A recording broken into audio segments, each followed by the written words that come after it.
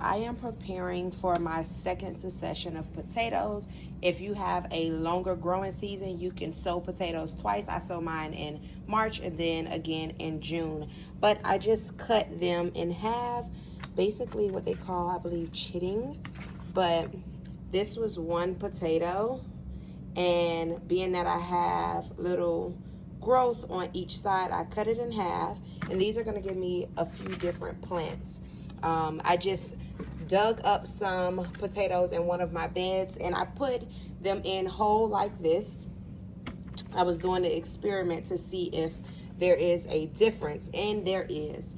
I put them in whole like this, and they don't have as much space and as much, room to grow into multiple different plants. But this way is the best way. And this is a russet that I got from the grocery store. Most of these are seed potatoes.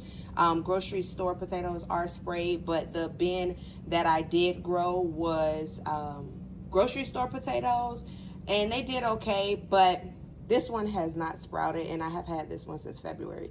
Interesting. But these are seed potatoes, and you can see how they're sprouting.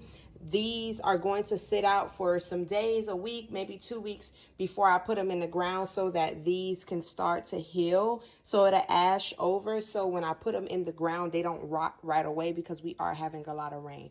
But some of these are a little too small. Like this one, I'm not going to cut in half. I'm going to leave that one, even though I can cut it because it has an eye right there, right? But it's a little too small. I don't want it to rot. These definitely should have been in the ground, but it's okay. You see, that's a small one. But some of these big ones could stand a chance of cutting, but I'm going to put these and get me another succession before the season is over.